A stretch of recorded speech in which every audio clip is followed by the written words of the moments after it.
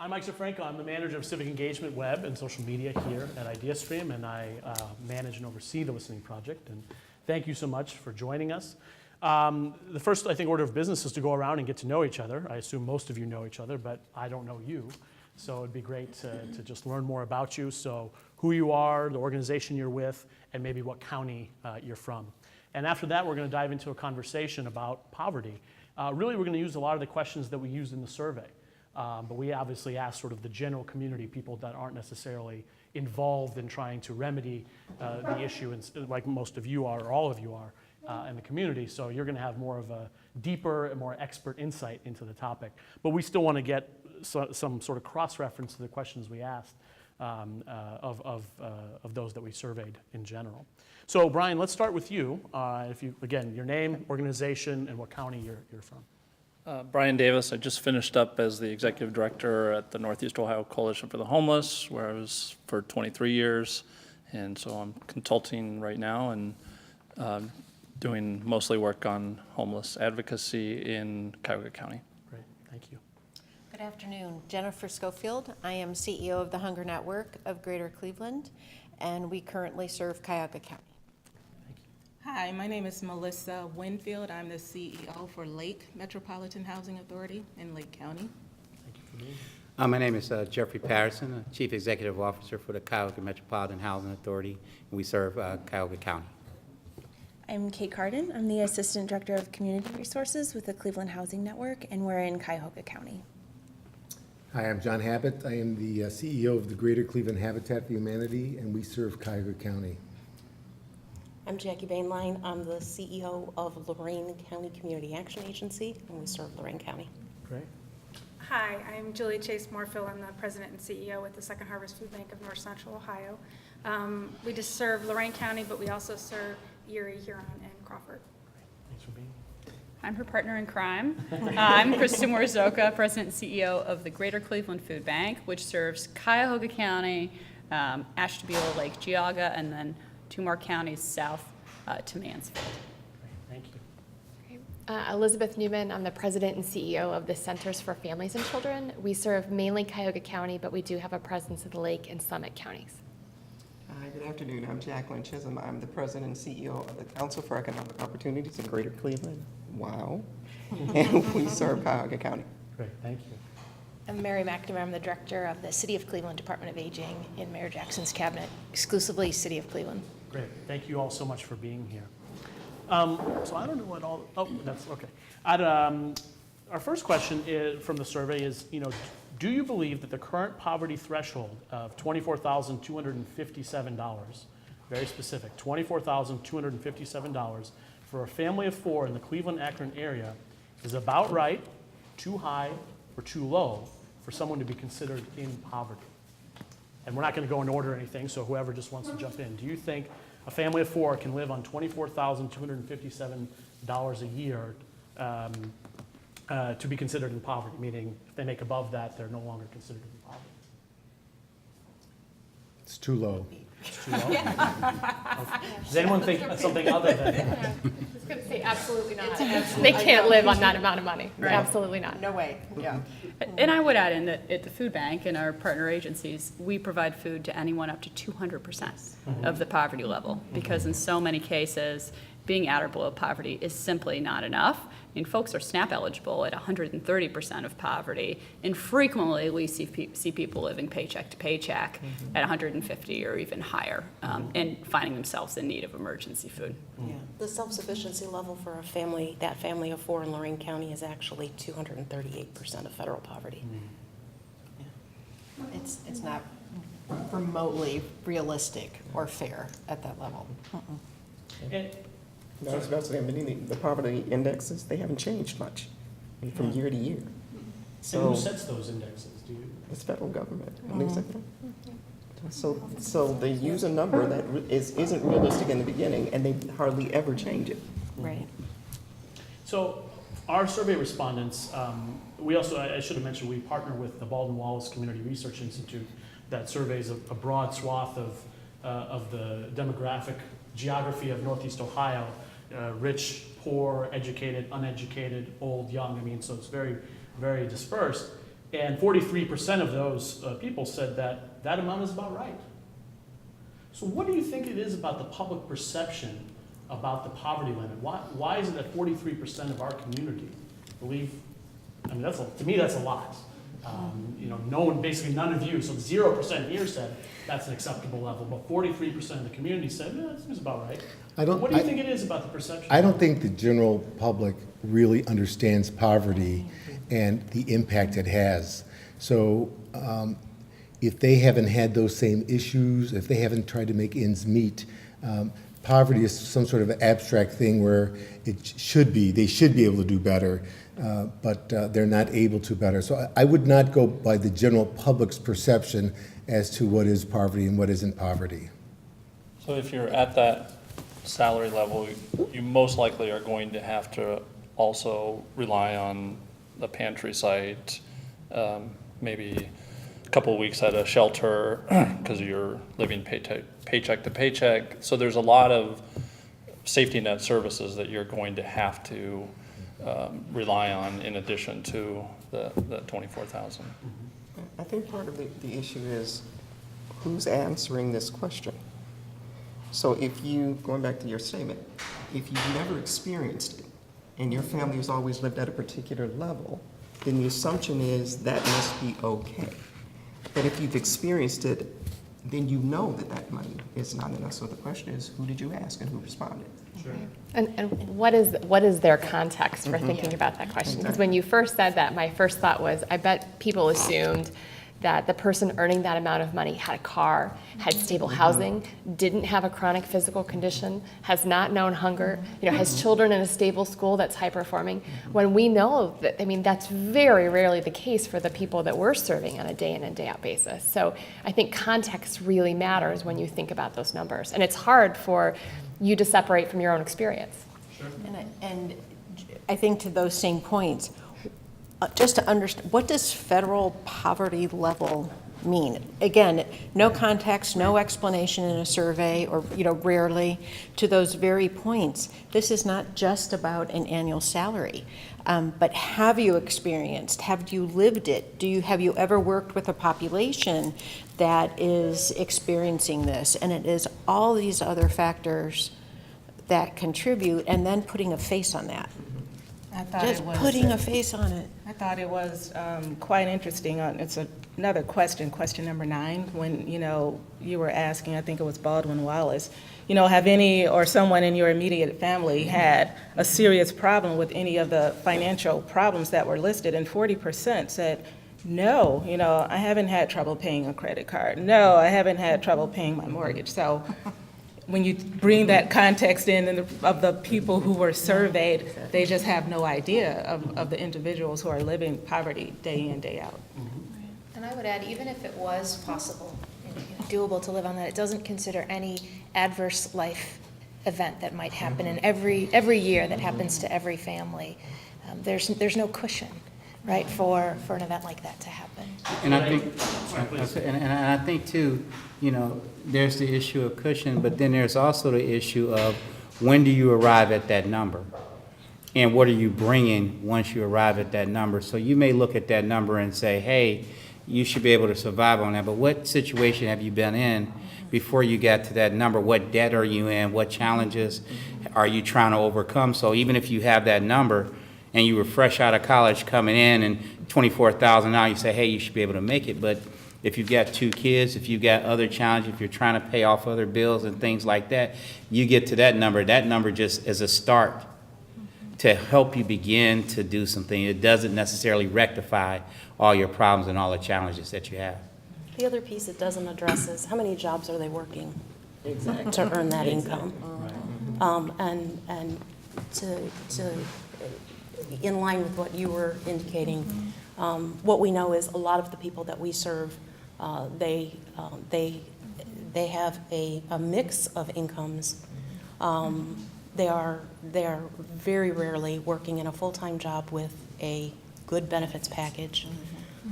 So they are always very close to a financial crisis, if not actively in financial crisis, because your car breaks down and you can't get to work. You know, you get a toothache and you get a $300 dentist bill and you can't pay the rent. And so it's not just the income, it's the circumstances that go all around that.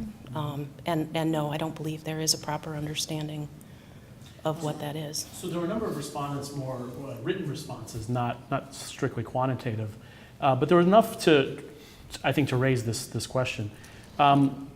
People sort of addressing the individuals who are in poverty. In other words, well, it's not a matter of the amount, it's a matter of how it's spent. And if people in poverty were to just be more prudent with their money and not spend it on needless things, if they were just budget conscious, then they'd be fine. What do you say to someone who makes that comment? You can only spend $1 once. Yeah. I also think it points to the fact that there's a lot of stigma about poverty.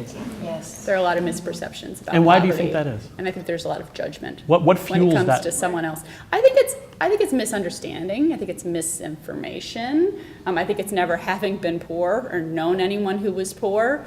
And I think that there is a perception out there that if you're poor, it's because you're not working.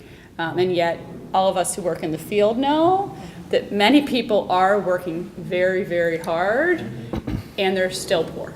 But I think that's not necessarily the perception of the general public.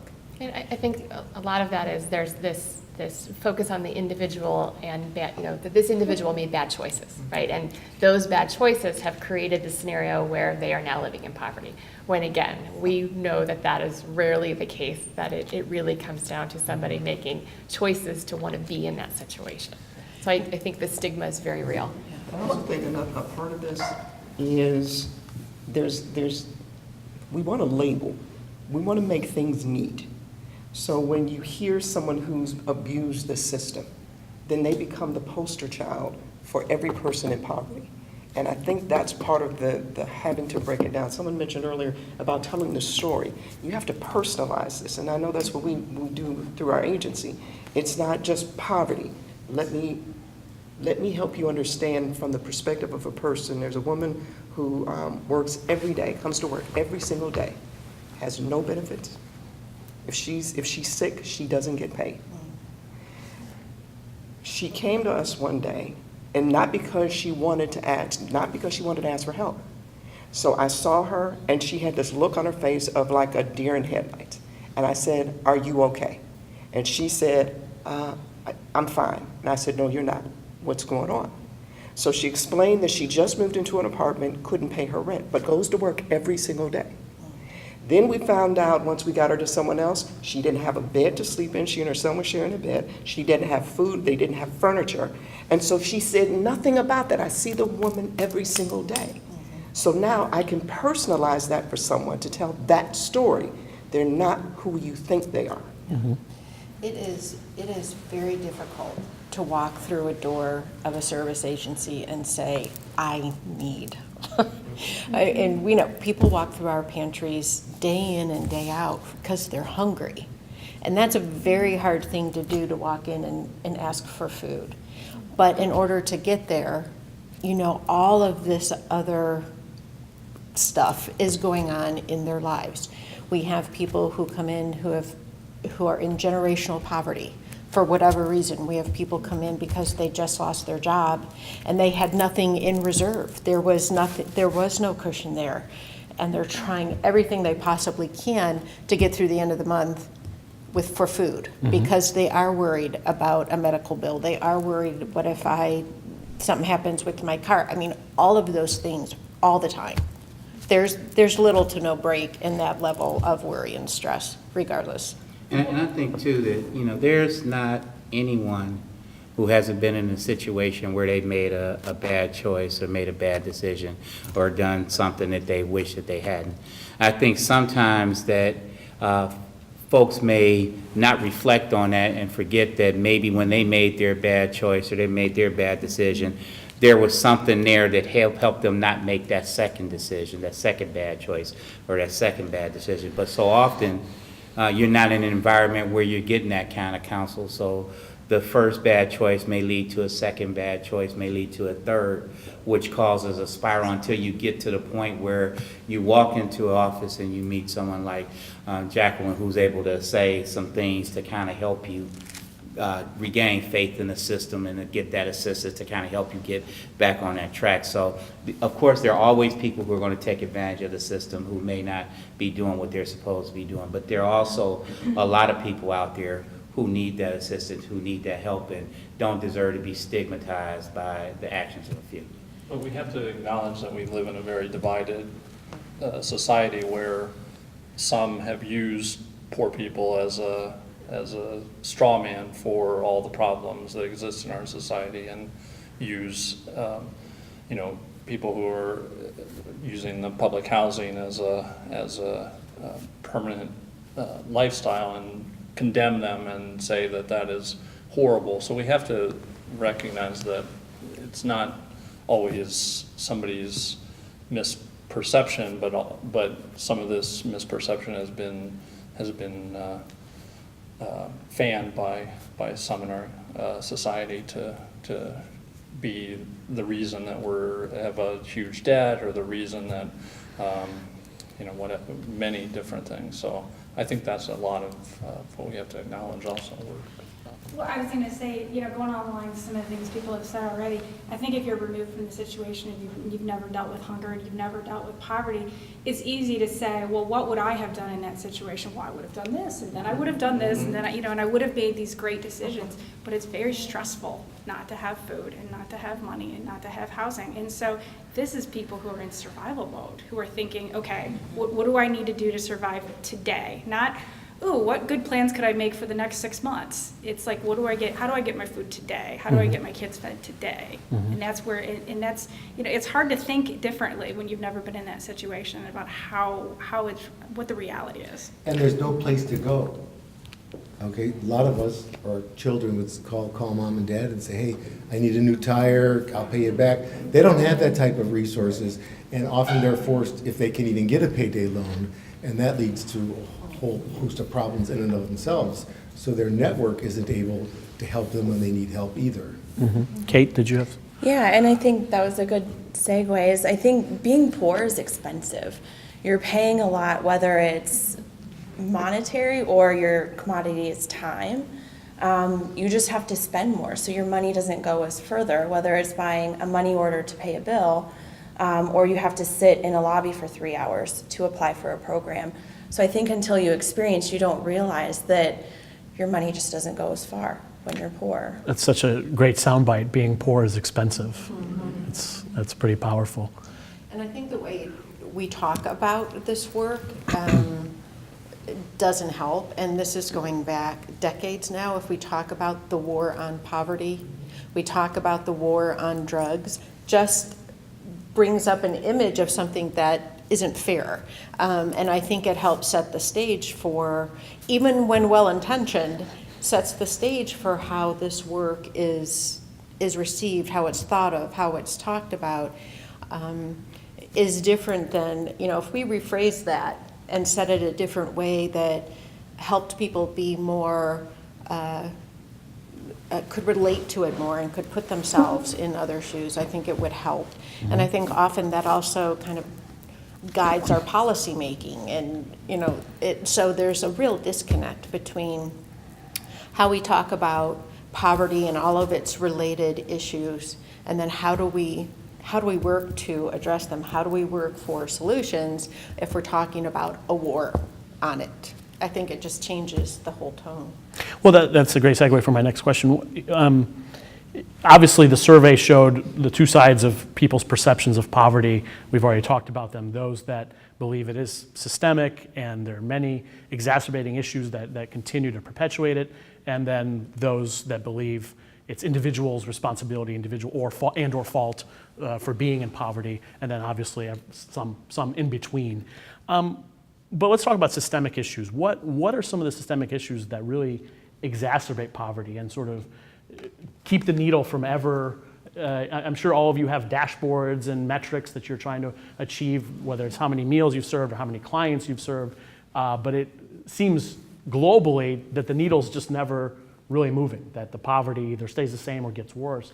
So what are the systemic issues that continue to exacerbate the minimum problem? wage. Okay. Say more. If you look at the minimum wage and you take it when it was first passed and you added an inflationary measure, that would have grown to maybe $12 or $13 an hour. Well, it's still $7.50 in some states. I think it's $8 an hour in Ohio. So the minimum wage is less able to provide enough income to be above the poverty threshold. Even if it was $12 an hour, which we already cite for family four, is not not going to make it. But how many people are making $8 an hour and supporting a family off of that? So the failure of the minimum wage to keep pace with inflation, I think, is one of the big reasons why poverty persists and the needle's not moving. And you have to remember the middle class grew after World War II because of the GI Bill. So you had a number of people who went to college because of that. So the government subsidized education. Well, education now, they're pulling money out of it. So education is extremely expensive. The average person going to college, 4-year degree, could spend anywhere from $50, $60 to $100 and some odd $1,000 debt when they come out, with the hope of getting a job, probably making $30,000, $40,000 depending upon the program they were in. That's crazy. That's a problem. So in effect, we've already put them in poverty because of how much they owe. Then manufacturing is no longer an option. I mean, think about how many people, the Great Migration came up, everybody came up here to have these wonderful jobs. Those jobs are gone. And they were replaced with service industry making $8 an hour. So where's the pipeline now for a person to come out of poverty? You don't really have one. I think participation in democracy is a lot lower for poor people don't vote, unfortunately, at the rate that elderly people, for example, vote. If they were electing their leaders, then things would be a lot more focused on how to get people out of poverty. I think our educational system has certainly failed those living in poverty currently, and I think we have to acknowledge racism and public policy that supports racist separation has contributed a lot to keeping people poor. What policies, you don't need to name. Criminal justice would be the most significant. Law enforcement policies that target populations that are poor.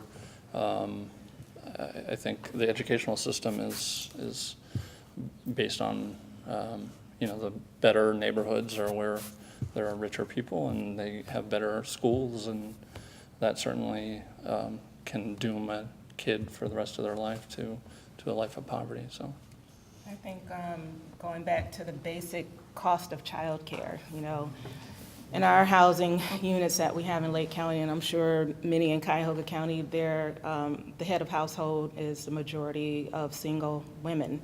And for those women to not be able to afford to have their children taken care of so they can even get to educate themselves or get to any type of job that would put them in a better social status, it's very difficult, and it's easier for some of our program participants to maintain the status quo, because the more they earn, sometimes that's not a benefit, because the supports that they do have in place are slowly taken away with every dollar that they earn, so they no longer qualify for the services that they have been. So it's just easier, unfortunately, for them to stay where they are, or if they get a job, they quit because I don't qualify for childcare anymore. So when you talk about perpetuation, that's where a lot of it begins, because it's simply easier. And like you said, they have to go and stand in line for 3 hours to get that assistance, and they're dragging the kids with them, and the kids miss a lot of school. So it's so many issues. It's structural. Yes. I mean,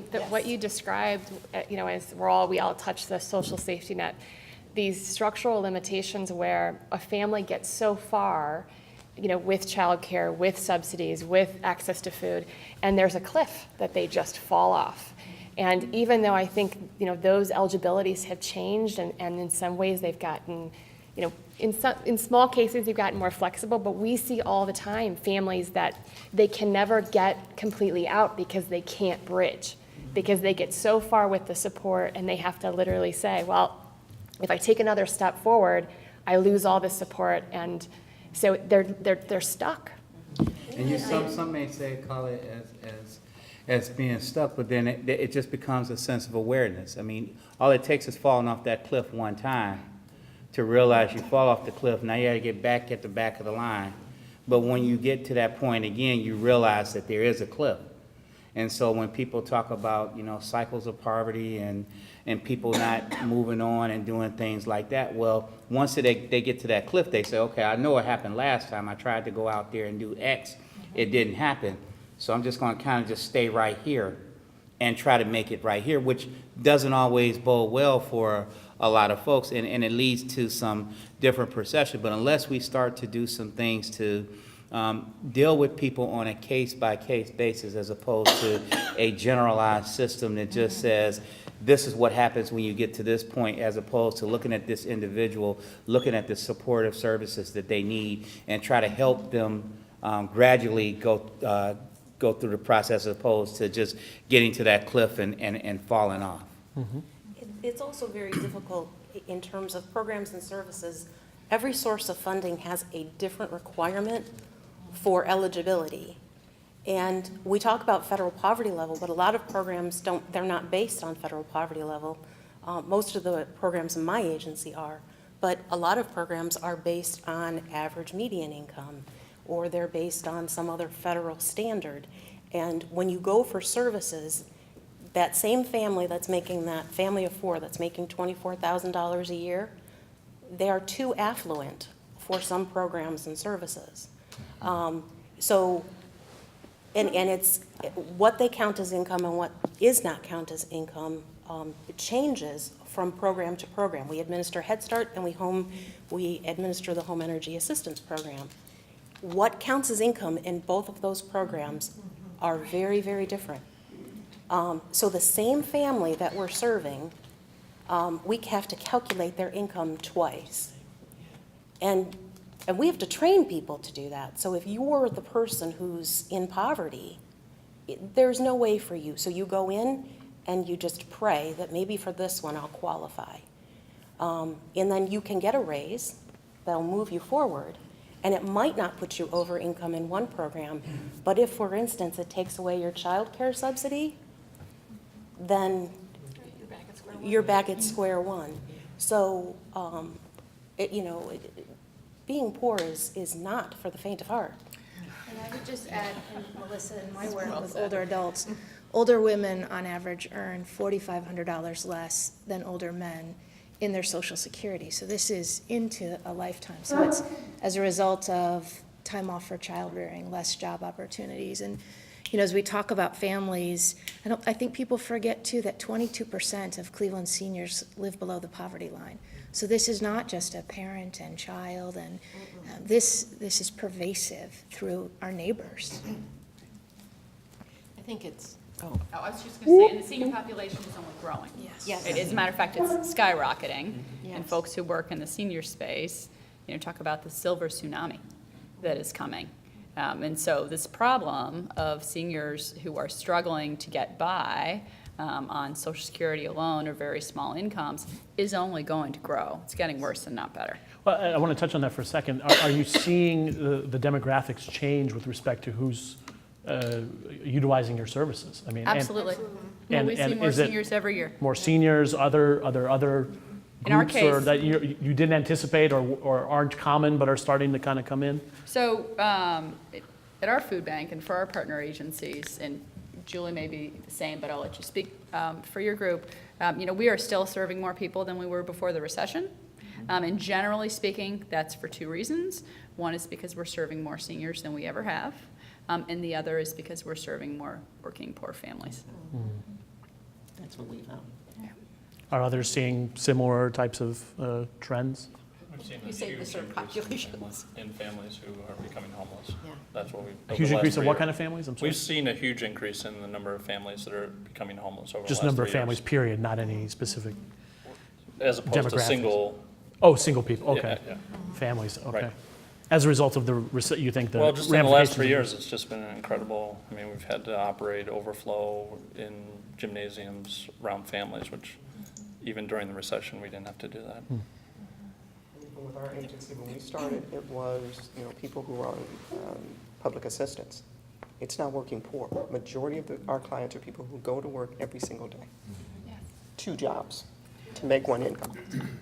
And we've seen a huge increase in chronic physical conditions among the people that we serve.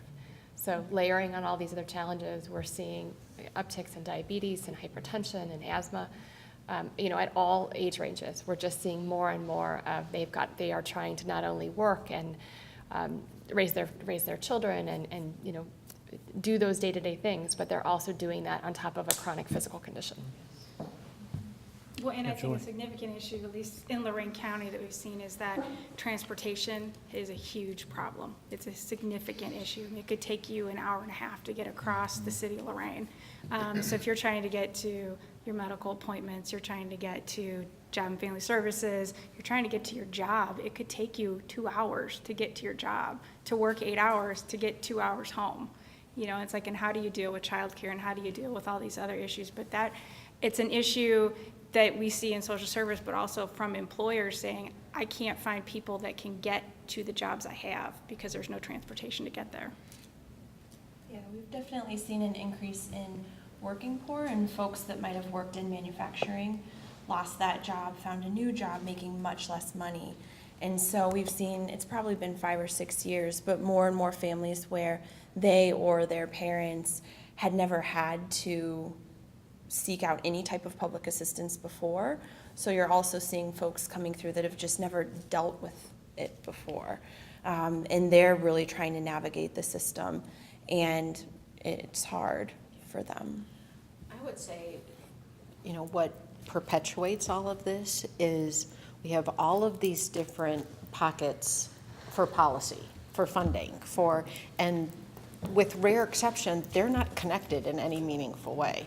So we can make advancements in childcare, but we don't align that with transportation improvements. Or we cut back transportation routes, transit routes. So, they don't connect in any meaningful way. We'll cut here and make an improvement here because you can't do it at the same time for whatever, there's no permission to do that at the same time and look at the entire system and how people live and what people need to have any meaningful quality of life. It's incredibly frustrating. But in addition to that, even in, you look at the whole system, even in, I would say industry, right? We've got childcare providers around this table. Childcare being an example. What's happening at the federal level is disconnected from the state, which is disconnected from the local. Yeah. And so you've got layers of regulation, you've got funding sources that don't connect, and you have people falling into the cracks. Mm-hmm. And again, it's that system. Yeah. And that lack of coordination. Yeah, they fall again and again, like we've been talking about. I think sometimes safety net is kind of a misnomer because it gets you only so safe. and then it becomes unsafe again. How many of you, I'm going to go a little bit off script, how many of you are familiar with the concept of a universal basic income? Is anyone not familiar? Just quickly, a universal basic income, it suggests that everyone gets some government assistance, including people who make money. Like everyone gets $40,000 a year regardless. And you do away with all the other programs, all the Byzantine structures for child care subsidies and food vouchers. You get rid of all of that, everyone just gets $40,000. So it's sort of, it's been perpetuated in some circles. They're trying it out in Silicon Valley because they really need it out there. But they're testing these models in different places. Canada's talking about it. So what do you think about that kind of concept in light of what you said, Elizabeth, that you have this Byzantine and oftentimes competitive environment from federal to state to local agencies and lack of coordination? What if we got rid of that infrastructure? I mean, there was some support network in place, some centralized support network, and this basic income. Would that solve it? Not solve, but would it remedy anything? Or it's better that we have what we have today? I don't think that solves it. And the reason I don't think it solves it is because I think too often we throw money at it, believing that if I give you the money that you'll know what to do with it. And the reality is, for many of the people that we're talking about, we talked about multi-layer issues. So if you assume that $40,000, if I just hand that to you, that solves everything, it doesn't deal with rent, it doesn't deal with medicine, it doesn't deal with where do I work, it doesn't deal with a lot of those other things that are still basic day-to-day living issues. Money, 40,000, won't do that. All right, again, it's trying to put everybody into the same common experience, right? For 40,000 for one person may be great, but for somebody else, depending on what they're dealing with, it may not be a drop in the bucket. I think sometimes people try to oversimplify things and say, okay, well, you just do this and that solves every issue. And it simply doesn't. And I think that because people are trying to oversimplify things, it's actually creating more issues. And unfortunately, this oversimplification is growing as opposed to dwindling, and there are more people that are starting to try to say, yeah, we should just do this, as opposed to sitting back and saying, okay, what happens if this doesn't work? And I think so often, the programs and things that we have, nothing's perfect. And each individual program has its own challenges, and it's working through a lot of different things. But the alternative is that you're going to be writing off segments of society. And is that what anybody truly wants at the end of the day? Do you want to be the one that set up and said, you know what, well, I gave them $40,000, it didn't work out for them, oh well. You still have that person, you still have that family, they still have those challenges, and they're still going to be looking to you or to someone else to try to help them. At least if you have programs and things in place that have an expectation to assist, then you have some type of chance to get people on the ship and be able to get them going in the right direction. But without that, just saying, here it is, deal with it, I just don't think that that's the best approach. Mm-hmm. So I would argue that I think it would help a lot if you did that. I think I would trust, from what I've seen and with people who are living in the shelters, we give up as a society a huge amount of talent is just wasted because there's no avenue for that talent to survive in our society. And so if we were providing a universal wage, I think I would trust that the individuals, by and large, there would be some that it wouldn't work for, but you would tremendously benefit society with that. And I just don't think that Fox News and those who divide the country would allow that, and it would just exacerbate blaming poor people or blaming people who are getting assistance. It would make it even worse than it is now. So I just don't think the other side would allow that. To the extent that that wage, universal wage, is a livable wage connected to a minimum wage, I support that. And I think if we provided a livable wage to people, then a lot of the stress on other government programs would be eliminated. So for instance, you would not need SNAP for someone making that kind of wage. You may not need Medicaid for someone making that kind of wage.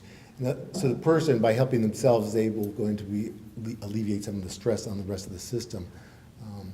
It also promotes this idea in their own head that, look, my efforts produce what I need to provide for my family. And the current minimum wage structure is, my efforts will never provide what I need for my family, and I'm never going to get off this train. There's no end in sight. I just want to clarify that the concept is not a universal minimum wage of some sort. It is like literally they hand you the check of $40,000 and you can still work and do everything else. But what goes away, theoretically, again, conceptually, and by the way, I'm not like arguing for them, just talking. So I hope I don't become like somehow the bad guy. I'm not at all advocating for this. I'm just curious. Or you don't want everyone to come up to you afterwards and ask you for their $40,000. That's right. Yeah, I don't have it. But the concept is all those support structures go away. I mean, there is no SNAP. There is no, you get $40,000 and you can work and do everything else. Does that make up for? With the chronic disease and the medical bills are $100,000 a year. What happens to me? I have my 40, Well, see, and that was my point. The devil's in the detail. Unless you sit down and add up everything that you're getting, potentially. Right. And I guarantee you that if you add it all up, It's gonna and be you way more compare it than to 40. 40,000, they're getting a heck of a deal by buying you out with $40,000. And again, at the end of the day, you're still gonna be in a situation where you're still gonna need, but someone's gonna be looking at you saying, hey, you took the 40, that's it, and I have no other, there's nothing else for you here. But it And wouldn't be a third of the families in Cleveland. You would have a significantly smaller number of people that religious philanthropic groups could address if government provided a safety net that is actually a safety net, that actually provides some. So you would significantly decrease that, because most of the population would be able to say, you know what, I'm fine, I'm not having an emergency right now. And when I do, there are institutions in society that could step forward and help. If we didn't have 400 people asking for shelter every night at Lakeside, LMM could do something else to provide help to the smaller number who are having an emergency because they, they're fleeing domestic violence or something. That it would be a much more manageable issue if we were working on the rare exception that people fall out of housing instead of this huge number that we're all working on. I honestly think the short answer is that any concept that would mean fewer hungry children and people that are in safe housing is worth exploring. And usually the first idea that you come up with is not what you end up implementing. So I think you start with the idea, and then you figure out which parts of it actually would be good, and then you take it from there. But I don't think we should ever give up thinking about things from every angle and exploring every possibility, because the majority of the poor in this country are children. So I think you come at it from every angle you can and you keep trying. So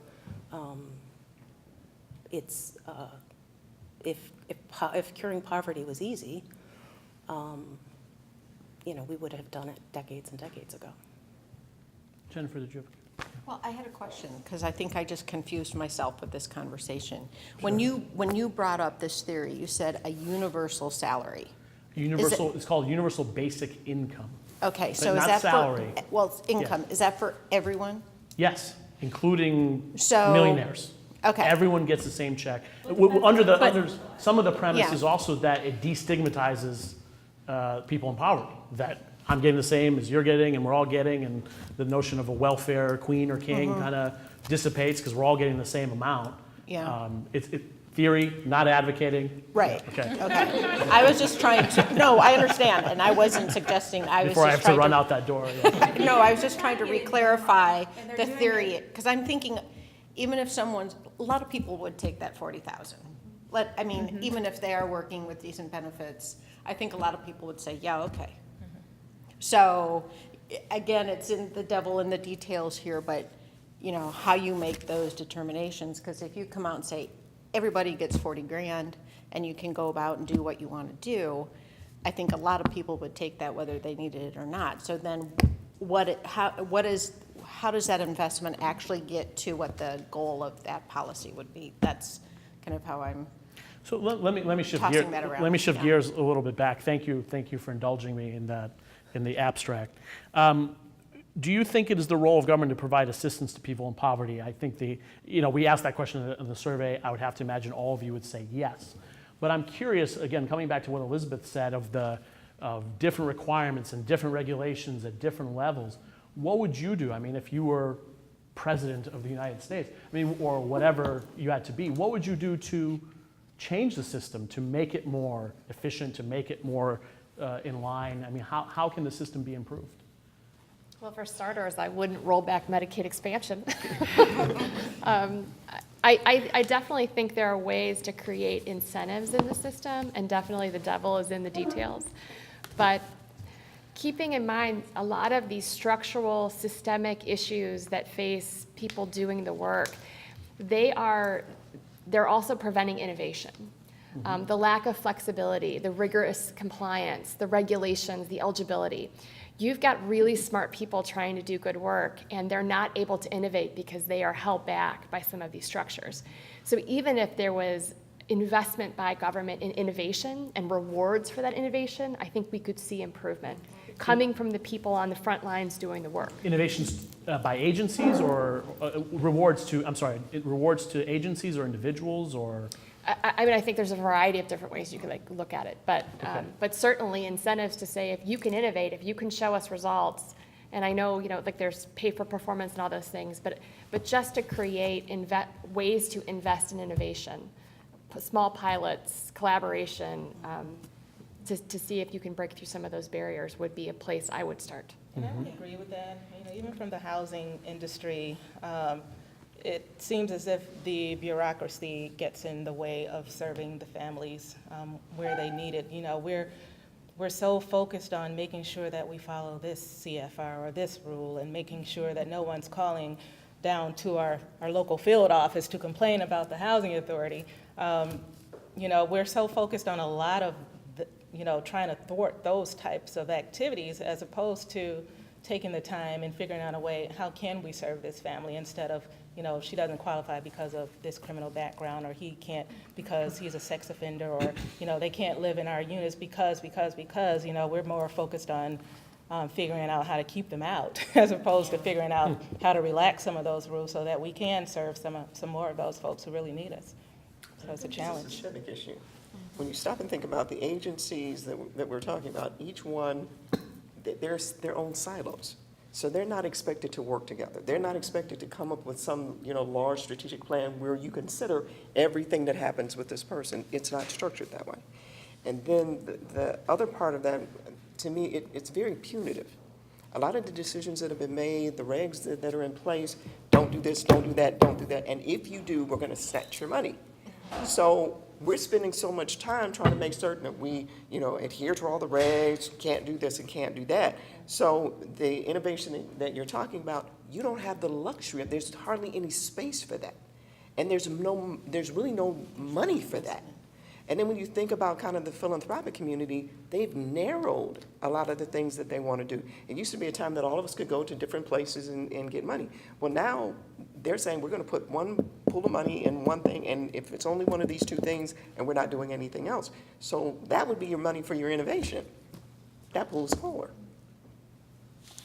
If we live in the richest country that's ever existed, and we go back to some of our founding documents and say, how do we create an equality among our citizens, and how do we provide for life, liberty, and the ability for our citizens to pursue happiness, then we need to recognize a minimum standard of housing, a minimum standard of income, a minimum standard of healthcare, and we need to establish some concept of civil rights that lets people who live in the richest country not fall below that. And we've gone far away from the concept that, we're all equal here. We need to figure out how to provide those basic levels of care in our community and stick to those principles. And I think we could address poverty in a lot more systematic way than the scattershot approach that we take at this point. There may not be a national consensus on what the basics are, and you have to remember that the government is the collective we. And the collective we is saying, these are our values. These are the things we want funded and insured. That consensus varies greatly region to region of the country. So I would think that we are more, if I can use this word, it may not be the right word, more advanced in taking care of others perhaps in Ohio than in other parts of the country because of the happenstance that you live in Ohio or born in Ohio. You're going to have access to those things. What if you're born in a state that doesn't manifest its values through the collective we in their government expressions. So as a nation, I think there's a lot of disparity of thought and the value systems. And, I believe that hunger is a solvable problem. And there are a lot of hunger relief providers here, and almost everybody in their work works with people who are hungry. But the solution is political will. Yes. Period, end of story. That's the solution to hunger. It could be solved. And I think to build political will, what we have to do is reduce stigma around poverty. And that is something that ideastream could help us with. Well, let's go there. How? I think that because there is this misperception about people who are poor, about how hard it is to be poor, how complicated it is to get access to the services that people need, that kind of feeds into the stigma. And so telling stories about real people who are struggling with these issues and why, in a very thoughtful way, could make a big difference. We at the food bank, we offer a poverty simulation to community leaders. And frequently we'll have big groups come in of corporate executives, right? Most of whom have never been poor. And they'll go through this poverty simulation, which is a couple of hours in length. And they are, by the end of it, blown away by how hard it was. Because they didn't know, because they've never been in that spot. They didn't realize, and, I've had people, and, in this poverty simulation, you get the life of a real person in poverty, you get their budget. And so a lot of people work, and you gotta go to the, you gotta go over in the corner, and you gotta sit at work, and you get your paycheck. And people are blown away by this paltry paychecks after taxes are taken out. And then and then they learn that it's just not possible to pay all your bills, especially if you don't have transportation or childcare or whatever the other issues are. But not enough people understand that, and not enough people hear that story. And so I think that story getting out is critical. Just to add to this, I did the poverty simulation with a group of executives, as Kristen just described, and it's like a 3-hour long simulation, and by hour 2, there were people that in this room who run companies and law firms who said, I'm out, I can't do it. And to have people at that level say, this is unworkable. These are real people's lives. Right. They don't get to quit. I think Jennifer, yeah. Sorry. No, that's okay. And I think to go with hunger being a solvable social concern, when we look at the issues of poverty, but we also need to look at how our communities have developed. How do we tie hunger back to those who produce? What are all the, that produce the food? How do we tie that back to large-scale federal policy as well as local policy in incorporating different ways of producing food and transportation for that food, and how does a local farmer get their product in? I mean, there's so many layers to this, and they're just, with the improvements we have made in certain areas, there's still a lot of disconnect. The transportation, we can go back and talk about urban sprawl and say, okay, how has that impacted all of this over the last several decades? So there's so much involved here, so much involved. And I do think there's an opportunity to challenge all of those things that are the stigma. There are things that have creeped into our language in this country that people don't even realize how much they undermine a whole group of people. When you say that somebody's going to have to be drug tested to receive services, the implication there is that people get services that are on drugs. Correct. Yeah. There are because single female heads of households, most households that are poor are single female heads of households, and there is that value about, well, if you had married first and had your children after you married, and if you had done things according to the script, but the reality is that once you have a child and you love that child, you can't quit, and And if you made a bad decision, or if circumstances of life just hit you like a freight train, you're in it. And so there's a lot of messages that come through that send poor people a message that somehow they are less than. That if they were of higher character, or if they were smarter, or if whatever the factor is, and I think there's an opportunity to challenge those misconceptions in a very structured way, because there's a lot of shame in poverty. And that shame is imposed in order to quiet their voices. And there is a fear of those in poverty, because when people are angry and they're desperate, you don't know what they're going to do. So there's all these forces at will, and I think there's an opportunity to have a very candid conversation about, I don't think you make women feel like that if they had just been more moral and had made better choices, their life would be different.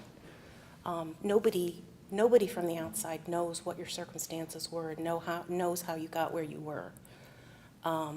We don't get to do that to each other. So I do think there's an opportunity on a pretty regular basis. I hear messages that I'm like, they don't even realize how corrosive what they're saying is. And I think there's an opportunity to counter that. Jeffrey? I want to go back to something that Elizabeth said when she talked about the symposiums and the different folks and the frustrations that people were having. And I think that goes back to the oversimplification of life. I mean, I really do believe that everyone thinks that this is a problem. You can get in a room, make some decisions, and it's all resolved, and you walk out feeling good. This is a process. I think someone mentioned it wasn't created yesterday, and it's not something that is just completely easily solved. There is a lot of work. It does take a lot of looking at the system. It does take a lot of reevaluating the system, making adjustments to the system, and realizing that once you do that, you're still going to have to adjust the system as time goes on. There's not just one easy way of doing it. But those symposiums, it really does, I think, show people that it's not just quite as easy to say, do I leave work early today for the third time to go down to do this and risk losing my job, or do I not get this for my children, which may cause them to do X, Y, and Z. And there are some places where you have the flexibility to get up and go and do something. And there are other jobs, usually those jobs that are paying $8 to $10 an hour, where you can't just take 15 minutes or 20 minutes to run to go and do X, Y, and Z. And maybe you don't have the transportation to get in a car, so you have to take public transportation, which adds in. And I think those symposiums put you in that situation where you realize that, no, this is not just Johnny making up a story that he's telling. No, this is a real situation. So I do think things like that actually do give people a little bit more perspective and insight when they take it seriously and when they actively engage in it, as opposed to just thinking it's a game. So I'm curious, is part of what you do with your organizations, do you spend money on campaigns to put the face of, put a different face on poverty? I mean, I've been in nonprofits my whole career. I know what we all try to do. How do you think that's received? Do you think those individual stories, when you tell them, make people's minds changes public perception? I guess as a media organization, or public service organization that uses media as its agent of change, how do we tell those stories without people being like, next channel? I don't feel like being depressed right now, and I don't want to watch this sad story. I want to watch something fun. I mean, how have your campaigns worked? What have you found to be effective? If you don't humanize the story, I think that's when people gloss over. We had an opportunity to move our agency to a new building. And I'm sorry, agency to a new building? Is that what you said? building. Okay. And what became very clear was the assumptions that people operated under when they came. I mean, it was so clear. And so we started talking about the elephant in the room. What do you think poverty is? Who do you think represents poverty? So what we had to do, and I did it to put myself out there to say, at one point in time, my husband and I both lost our jobs 6 months apart. We were both unemployed for a period of time. We at least had a little bit of money set aside, but our house went into foreclosure and all these other things, and I have 3 degrees from Case Western Reserve and couldn't find a job. Now, I qualified for every single program that we had in our agency, but looking at me as the president and CEO of an organization, you would never have known that. So when you think poverty, don't think whatever you think that is. I was the person in poverty. Mm-hmm. And I think when you help people understand, and then I said to the people who are in the room, I'm certain that you know people, either in your family or maybe yourself, who went through something like that. You weren't born with a silver spoon in your mouth. So let's talk about that. So when you humanize it, then what you want to do in terms of telling the story is now people say, I can touch that. I can feel that. I can see that. Without that, it's just a conversation. We publish a street newspaper, and we always refer to it as 16 pages of depression, because that's pretty much what it is. But, so it's not a really good avenue for,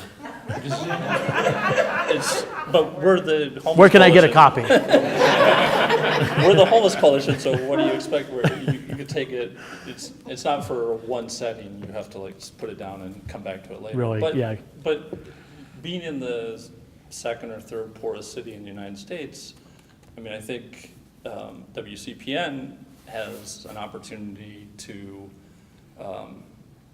bring, I mean, pretty much every story has some poverty-related aspect to it. So bringing that in at the tail end or as part of the story. For example, the autism story, the piece that was on the radio recently, I don't think most of the public realizes, A, how difficult it is to get disability assistance from the federal government, how long that takes, what the process is, and then B, even when you get it, in every single community in America, you are going to be poor for the rest of your life. You can't earn any money, you can't. So I don't think people understand that that could be part of that story was, I mean, it was mostly clinical and a discussion about a lack of understanding about autism in general, but there are poverty-related aspects of that story that it's really difficult. We do not do a very good job in America of helping disabled people survive and let alone prosper. So I think there's plenty of opportunities, probably not for poverty-related organizations because that's the only thing we're focusing on, but for others to bring these stories in and putting a face on more traditional stories about how that relates to poverty, I think it could be important. I'm sitting here thinking back over all of the funder reports I've submitted over the past couple of months, and they all seem to focus on success stories. And that's what they're taking back to their board or they're using to inform policy. So federal, state, philanthropic, they're only getting those success stories. So they might be reading those thinking, well, they did it, anybody could. So I think the humanizing those stories and really just showing a day in the life of, it might not be as exciting, but I think that's where you really see what's going on. Mm-hmm. And I think being able to acknowledge that success is different for every single person. So we serve people who have severe mental illness. And a success story for us, I mean, literally can be someone can get out of bed. That is success for that individual given, their diagnosis and their illness. But I think people are, in their minds, we get a lot of, well, did they get back to work? Did they buy a home? That's not the reality. But if we can stabilize that individual, we can allow them to have relationships, their quality of life will be better. I mean, that's success. But we've got to get out of this mindset that there's one definition, and it tends to be, informed by a certain segment of the population. Mm-hmm. Someone? No, I'm saying, we helped feed and bridge that gap for this month, and then there's next month. And so you can have that really short-term success that we helped this family put meals on their table for this month, but they're gonna be back next month. And so it varies. And maybe someone needs your service for only a few months because they were able to find another job. But, it varies. We get to deal with a different kind of success, and I like to say it's a permanent success because a family finally has stable housing that they own. And once they own their own housing, education, economic, health outcomes all improve. So when you're able to share that story and where families came from and what happens after they've been in Habitat homes for a while, it's a remarkable success story. And unfortunately, there's very, very few opportunities for affordable home ownership in Cleveland and in all urban areas. It's just not Cleveland. I mean, you can get affordable rent, but when you talk about revitalizing neighborhoods, renters just don't revitalize neighborhoods, it's homeowners. But success looks very different for us, and it looks very permanent. I was just thinking about a campaign earlier this summer that I think people could relate to. It's so simple, but it drives how I think about it. And, in those really hot days when everyone felt hot, and we could make this personal, that some people at $700 a month can't afford air conditioning, and we actually need help getting fans out to older adults. And the response from the community was incredible because everyone could feel hot and knew that what that might be like and if you couldn't find relief. And so looking at new ways where we can help audiences imagine what it might be like to be uncomfortable and how they So can maybe make what we difference. do is cut our signal, and if the radio goes out or the TV goes out, and everyone experiences what that's like. Yeah, I'm just kidding. Just to give another data point, very similar, that a lot of people will never be able to grasp it until it happens to them. The opioid crisis is a great example where we're seeing heroin get into communities and impact people that traditionally we thought were not vulnerable to addiction. And it's both a good thing because conversations are happening with different people and it's raising public awareness, but it's also really scary that it doesn't matter until a solidly middle-class family, a mother, is impacted by heroin. I mean, that, for the rest of us really is frightening too. Kristen, did you have something? Well, I was just going to say, in that case, the news, right, has helped create political will. Right. And now there is, a big response, which is a great thing to this crisis. But, I think that it's all about telling stories that people can relate to. Back to Mary's point and so many others. If you tell Jackie's story, right, a lot of folks can relate to that because then they kind of realize, wow, I could see how that could happen to someone. Or, you show a senior and think, oh my God, that reminds me of my elderly mother. Or, but I think telling stories that are relatable is really important. And can we tell stories about poverty without raising images of the war on poverty? I mean, because I think some people say, we've talked about this so much, haven't we? Didn't we just go through all of this? And so not realizing that it doesn't go away.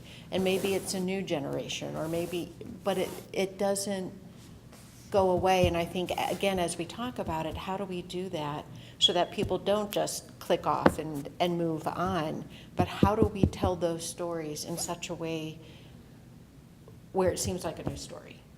I don't know if that, No, I'm yeah. saying that properly. Yeah, no, I understand. But I think people will say, well, we did the war on poverty in the 70s, didn't we?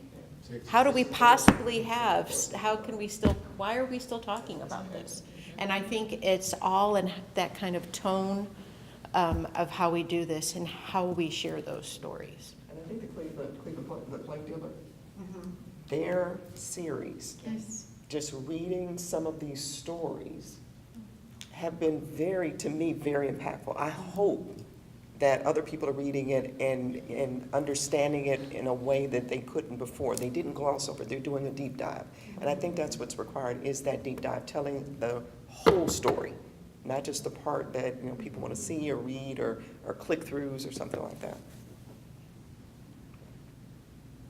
Well, thank you so much. This has been a wonderful discussion. We're going to end a little early. I don't see in some arbitrary reason just to keep going. It feels like a good note to stop on. I failed to introduce all the people sitting here. You're like, Kit introduced herself, but no one else.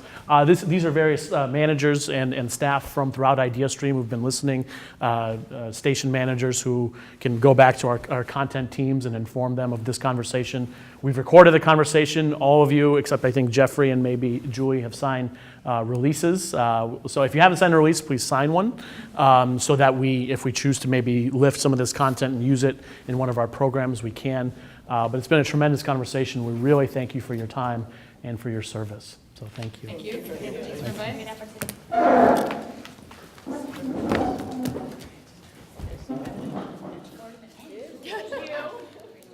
Thanks.